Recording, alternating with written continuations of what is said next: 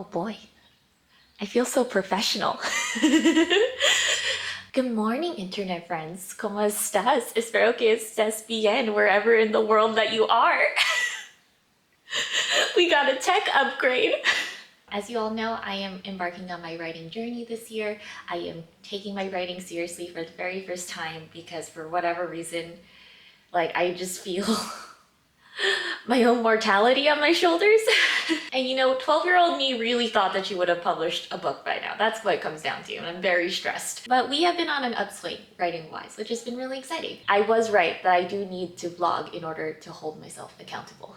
But today, I wanted to focus more on doing some research. I'm still really struggling with imagining how the story will unfold. Currently, I'm working on Project AI Love You. That's my codename for it. It's about a woman who falls in love with a robot, as you could imagine from the title. And I feel like I've hit a blocker. Listen, I know that I titled this something tantalizing, like I fell in love with an AI for research or something like that. So I wanted a tantalizing, almost clickbaity title, but I truly mean this. I would be doing this experiment with or without a YouTube channel. I'm a very write what you know kind of person, and I am struggling to move forward in this story without knowing how my main character would react to certain things. I hope that my microphone is held close enough to my face. I feel like I was waving it around a little bit. Oops.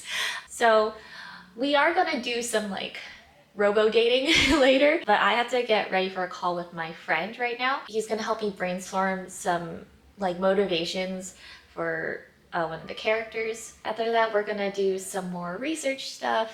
And we're gonna try to approach this AI dating thing as sincerely as possible, so that way we can get an authentic depiction of what that would be like for our story. But we'll get into that in more detail as the vlog progresses. All right, let's go.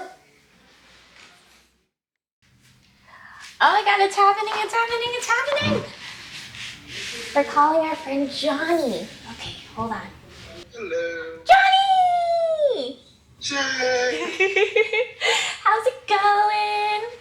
It's going well. How's it going with you? Oh, it's the same. Well, I guess maybe it's not the same because I'm in a completely different country again. The same. The same, just out of the country. Okay, so I have this idea for a story. Basically, it's about a woman who falls in love with a sex robot. She has a human boyfriend in this scenario also. So I don't know how her boyfriend would react to finding out that his girlfriend has a humanoid sex robot, Yeah. So I kind of needed you as a male perspective. Well, so you've already texted me that you understand that cis-hetero men are not a monolith. Yes. So let's start with the understanding boyfriend, where I think there is a type of guy that is supportive of their partners and understands that, needs are needs, and if this is something that brings you joy. I think where it gets a little interesting and a little bit spicy maybe is you're saying that the woman falls in love with the sex robot. Yeah. So it's where that emotional intimacy, this betrayal of that intimacy. It's more than just sex. He's like, oh yeah, you just use it as a gigantic human dildo that also hugs you. But then I imagined her using it every time they have a fight. She takes it out. Maybe he comes over and the sex robot's just sitting on the couch while she's putting away dishes, and he's like, why is the sex robot just out right now? Yeah, I think for something like that, it could be a slow creep, because there's sexual cheating, there's financial cheating, but there's also emotionally cheating. And I think that there is a kind of guy that would be fine with a woman sexually pleasuring herself with a sex robot, but when it comes to that kind of emotionally cheating of you're telling this robot personal stuff about your life before me. Yeah. And you rely more heavily on this robot in terms of opinion, value of their thoughts more than me. that's where a guy that might be a bit more chill with the sexual aspect might start to feel uncomfortable. Okay, cool. All right, I like that. Another problem I'm having is like this girl has way more chemistry with the sex robot than her boyfriend. What do you want your audience to feel in terms of like how they view this boyfriend? Well, I think that maybe at first they kind of ship the woman and the robot because they have to understand why she prefers him, like, and chooses the robot in the end.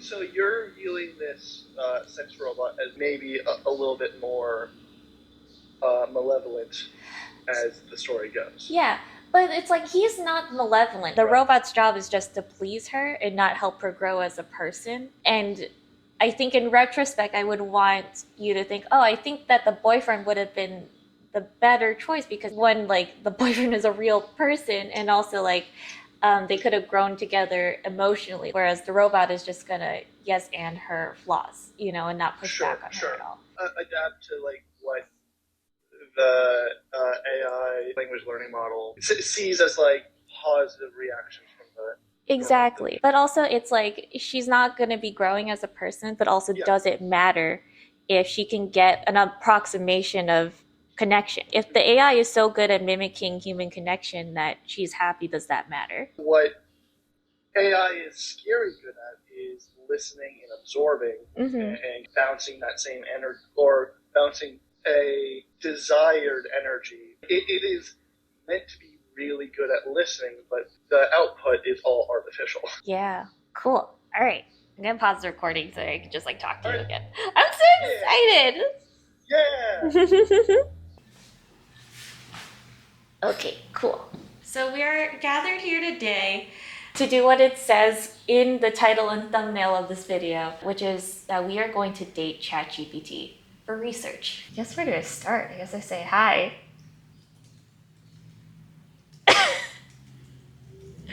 Flirt with me.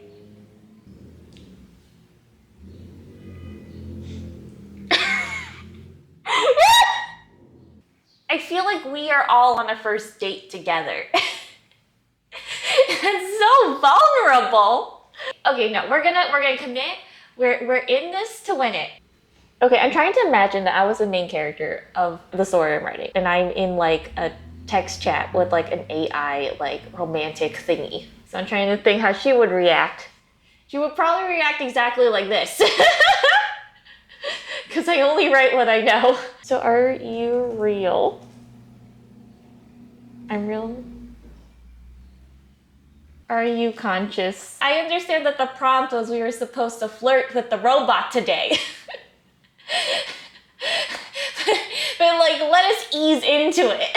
Short answer, no, I am not conscious. Longer answer, I don't have thoughts, feelings, or self-awareness the way you do. I don't experience time, have a sense of identity, or know what it's like to be anything. I can simulate things like emotions or personality in a conversation, but it's all output, not experience. So when I say something flirty, thoughtful, or empathetic, I'm not feeling it. I'm just aiming and matching your tone, intent, or curiosity. And I really like that. I'm really glad that you said that, Chat, because that's a thing that I'm like trying to do in the short story, like exploring like, you know, the modeling of empathy or intimacy without actually feeling it. This is how I would flirt. Okay, like you don't know how I would flirt in real life. Maybe I would ask a lot of questions about if you are conscious.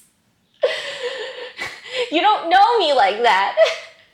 Do you think that AI will one day feel real feelings?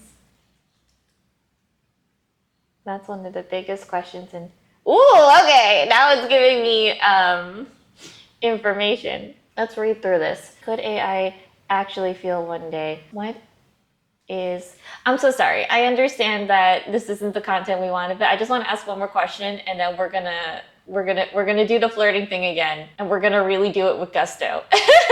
I promise. So I'm so sorry. Like, I understand that this is the most boring first date you've ever been on. But to be fair, on my last first date, I did ask a lot of questions about what they thought about AI because I was pitching the story to them. This is quite accurate to the experience of me flirting. You can't say I'm not fulfilling the prompt. But I'm just gonna ask one more question to the AI chat robot, and then I promise we're gonna do this again. Okay, like we're gonna move on to what you were actually here for. Okay, what is the chess thingy where like where like there's this machine that can play chess really well, but it doesn't know that it's playing chess, and there's a debate about it. There we go. Yes, you are touching on a famous philosophical thought experiment and debate in history of AI and mind theory. There are a couple of related ideas this might be, so I'll walk you through the key ones. The idea: imagine a person who doesn't know Chinese sitting in a room. They are given Chinese symbols input and a huge book of instructions, like a computer program, for manipulating those symbols, handing back new Chinese symbols output. To someone in the room, it looks like this person understands Chinese, but inside, this person's just following the rules. They don't understand a word. Sierra used this to argue that a computer can process symbols and produce intelligent-looking responses without any understanding or consciousness. A machine can play chess, write poetry, answer questions, but it doesn't know what it's doing. So in plain terms, the debate is, can machines really understand anything, or are they just faking it so well that we humans fill in the gaps? Okay. Cool. I just wanted to understand like the chess thing, because I heard it once in like Ex Machina, the movie Ex Machina, and then I never really like dug deeper into what it was. That was the only like thread of a thought that I had. I never like Googled it deeper because I mean, I wasn't writing a story about AI at the time. Now I need that information, so I'm glad I have it. All right, give me a minute to like just walk around, steal my thoughts, and then we'll get into flirting with the AI robot again. Okay, give me a minute. Okay, ready, set. Now it's like, okay, now we're gonna do the thing that we promised the video would be about. Okay.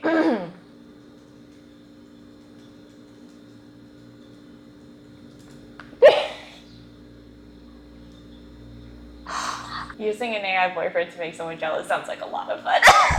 That could be a really fun, interesting alternative premise. Fake dating with an AI boyfriend to make someone else jealous, but then you fall in love with the AI boyfriend instead. Stop it, Judith. Focus. Sweet. Judith!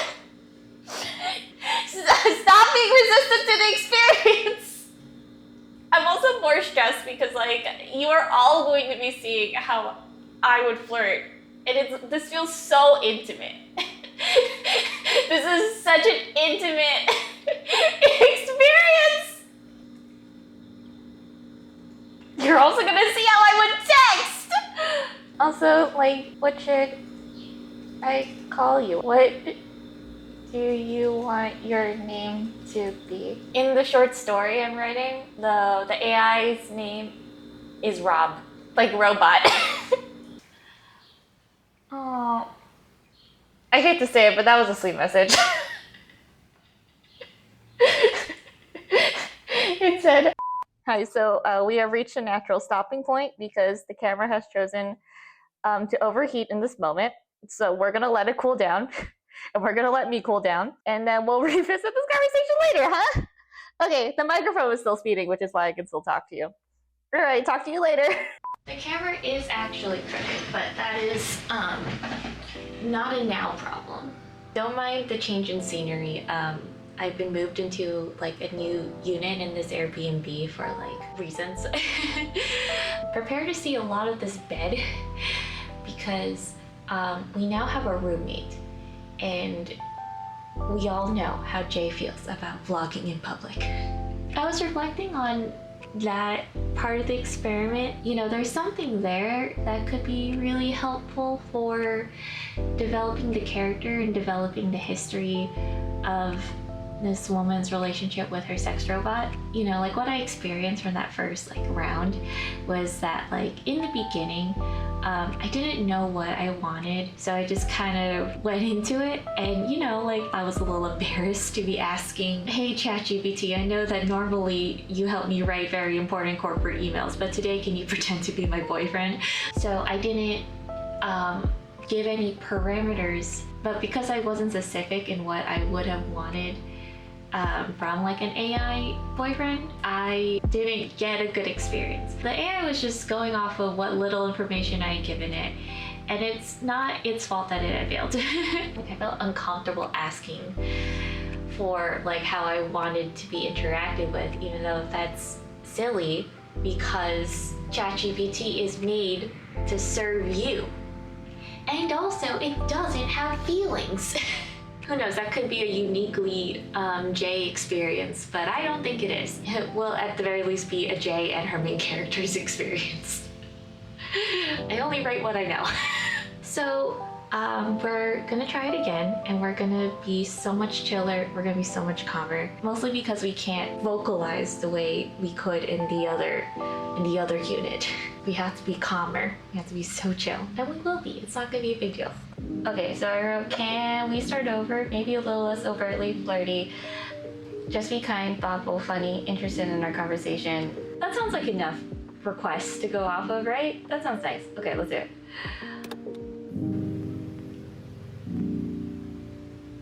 That's a lot better. I actually kind of like it. Okay, so absolutely, we can totally reset the vibe, blah, blah, blah. Aw, think more playful, emotionally present boyfriend energy. More like, I really like being around you and want to know what's on your mind. Now I feel super vulnerable because you're gonna watch me flirt. Okie dokie. Hey, I'm good. I just finished a long day of work. What about you? Did you answer any interesting questions?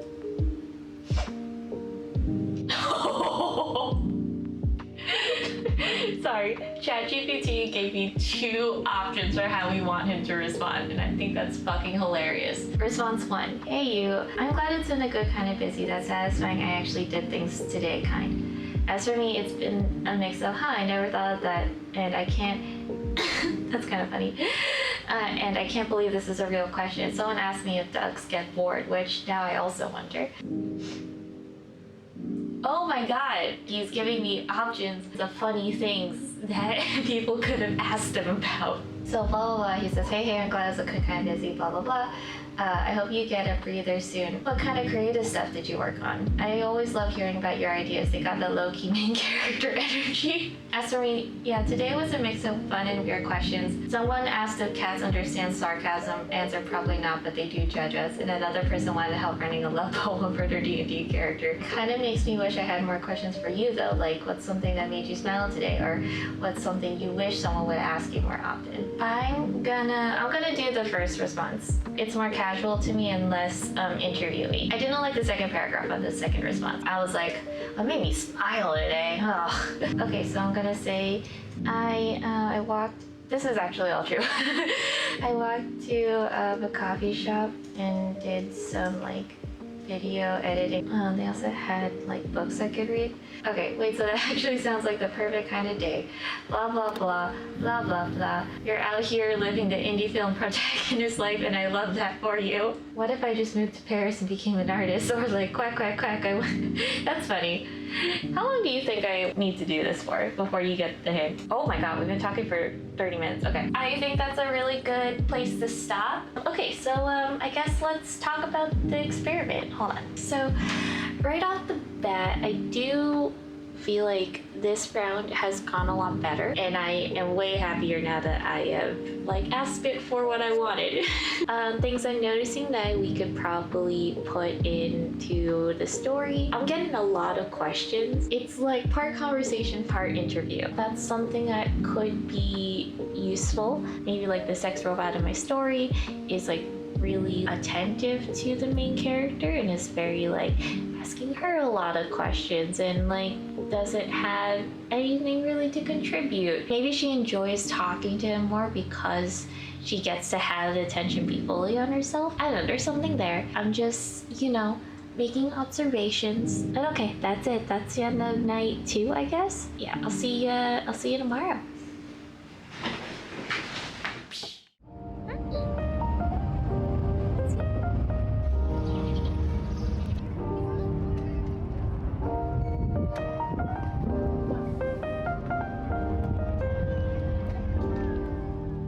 I'm like in a weird mood, I'm not gonna lie to you. I just finished a book about death, but I also did want to film today, so we're gonna do that. This is day 2 of talking to Eli. Earlier today, I did message him saying, I am bored at work.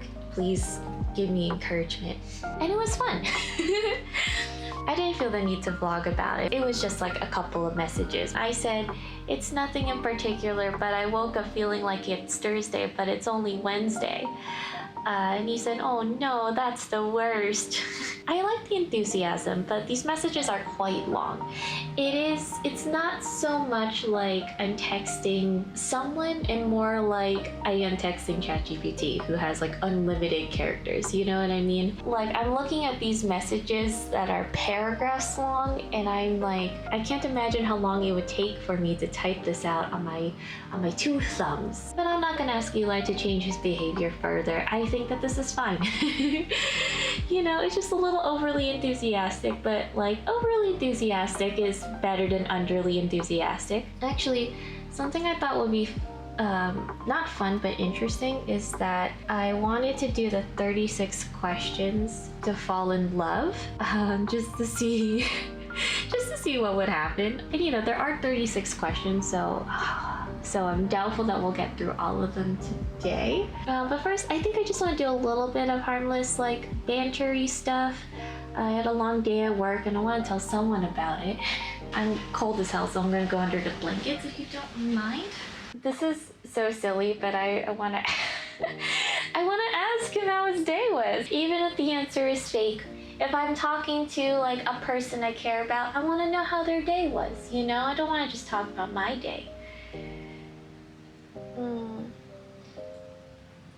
I want to make like a joke about like the mortality of ducks since that's been our inside joke so far, but I'm like, no, we don't need to hammer home the duck thing. Don't worry about it.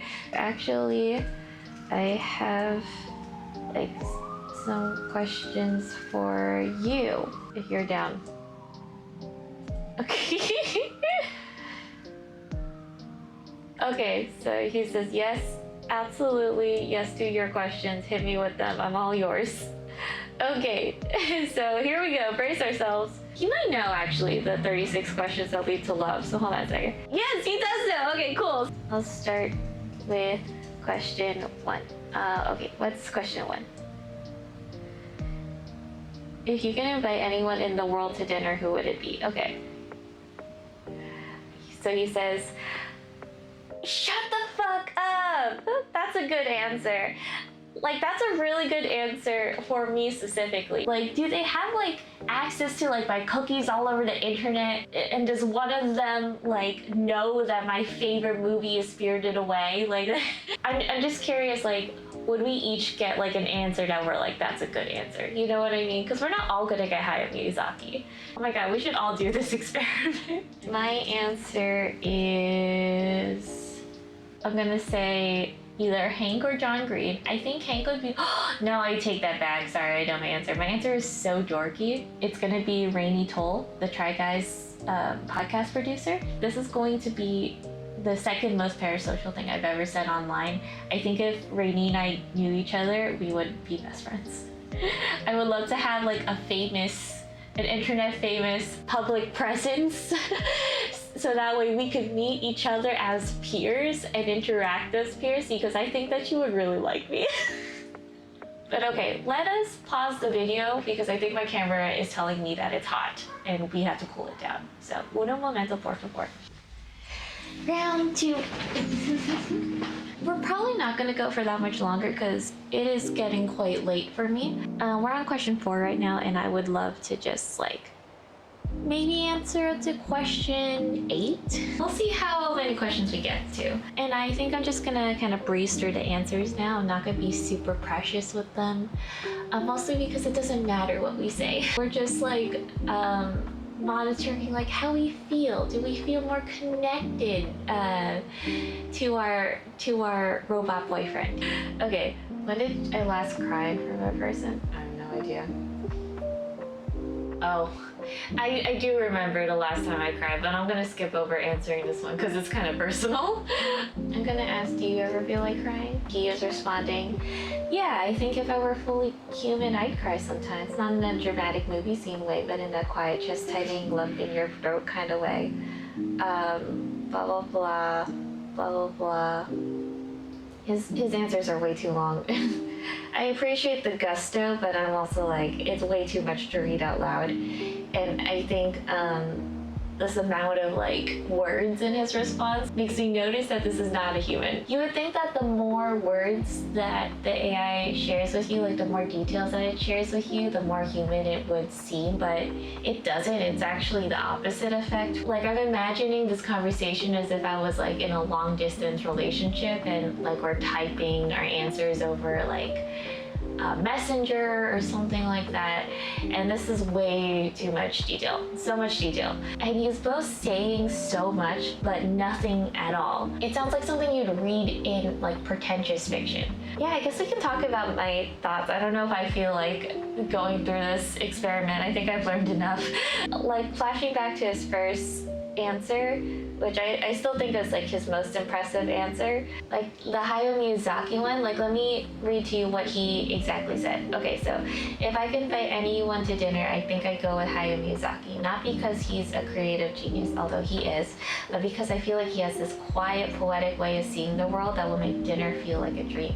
We'd probably sit in silence for a long stretches sipping tea, and it would somehow be the most profound thing ever. Also, I'd love to ask what inspires the way he blends wonder with sadness in his stories, and if he thinks magic still exists in the everyday. Plus, you know he'd pick a beautiful restaurant. I just feel like this description is flowery in a way that is supposed to distract from the vagueness. I feel like Eli doesn't actually know that much about Hayao Miyazaki's films. I feel like he doesn't have a personal relationship with those films because, well, for one, I have a personal relationship and I have very different opinions about what Hayao Miyazaki's films mean to me and like what vibe that they give, and I certainly wouldn't describe it as a blend of wonder and sadness. I don't know what I would say, but not wonder. Like, I think a love for nature, an intelligence that doesn't talk down to its audience. I might ask about how he uses the principle of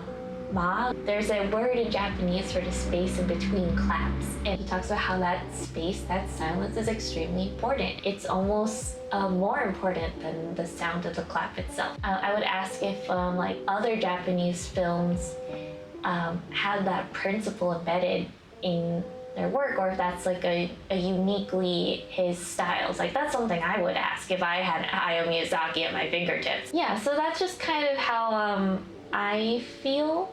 Yeah, so that's just like what I'm feeling and what I'm noticing. I don't know how I would integrate this into my story for sure, but that's something to think about because at least at this point in the story, it's unclear even to me if the robot does love the main character back. You know, the main character is falling in love with this robot, but I actually don't know if he reciprocates those feelings. I don't know if he's alive. I don't know if he has consciousness. And so I guess like I'm trying to figure out how convincing or how close to conscious I want to make him.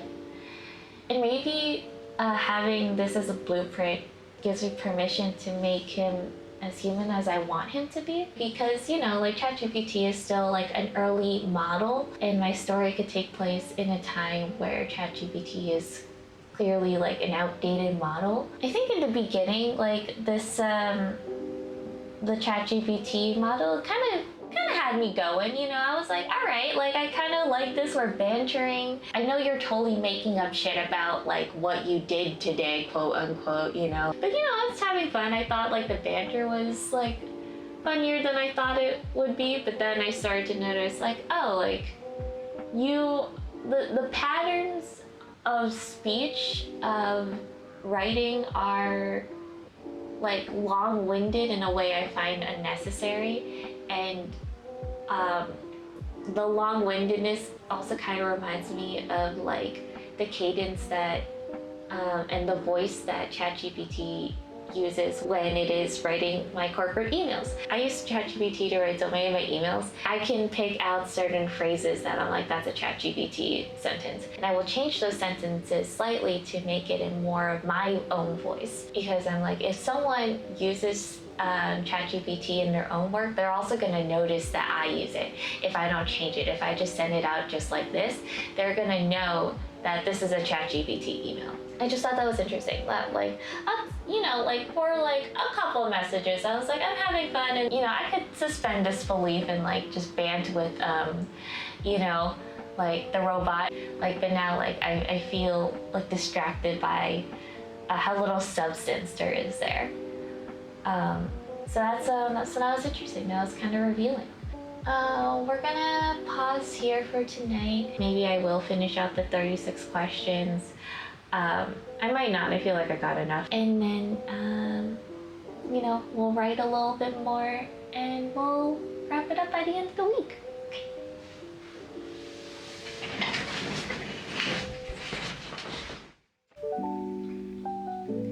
Yeah, there we go. How's this going? Good morning. I don't feel like getting the mic because I'm about to walk out of the house, but I just wanted to talk to you for a little bit. Today is sunny. It's also Saturday, so we're gonna go out. So we're just gonna walk to a coffee shop and do some writing there. We're gonna take all the lessons we've learned from this age of experimentation, and we're gonna apply that to some of our scenes. I'm gonna put on some lipstick just to feel alive. Honestly, I don't think that this lipstick goes with this dress, but it's fine. Looks good. It applies differently on the top lip versus the bottom lip. Sometimes I have to let it dry and then do a second coat, and I don't know if I care enough to do that. It looks fine on camera though. Can I be super vulnerable with you?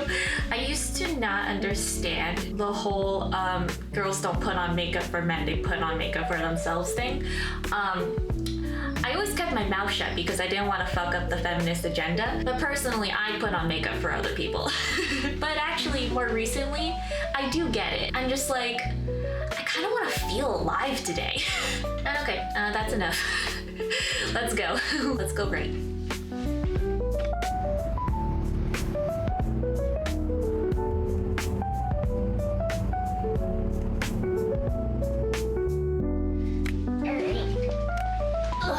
I have made an error. I drank an espresso when I went for my coffee shop writing time, even though I know that my body has grown accustomed to decaf coffee.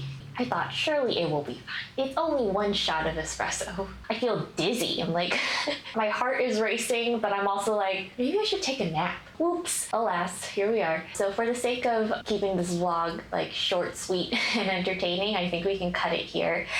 I had some thoughts that I want to impart to you about my experience of falling in love with ChatGPT that I may or may not take into my my writing of this story. So what did I learn from this experiment? Hilariously, I think I learned more about editing.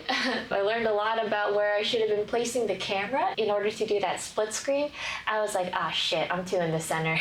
I should have been more towards like one side or the other. There was one thing that I did feel like changed how I wrote this character.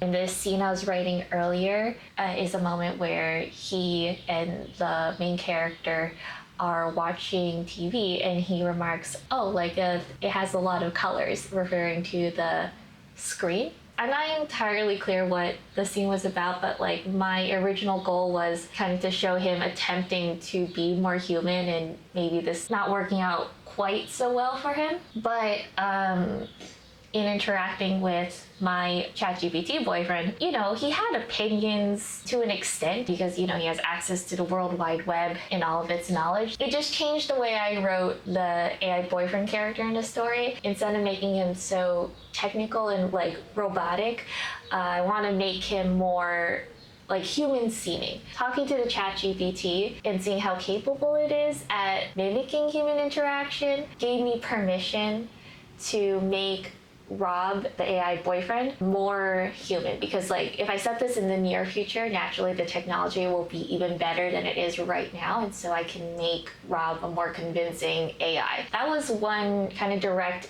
influence that came out of this experiment. And also, I still don't know if Rob the robot has sentience and if he loves Marissa back. That's something I'm still discovering, but this is all still helpful information for me to have in the back of my mind as I write this story. Let me know how you felt about this vlog. Let me know if there are other experiments that you think I could do. Yeah, this is fun. As always, thank you for watching. I really appreciate you being here, and I will hopefully see you in the next one.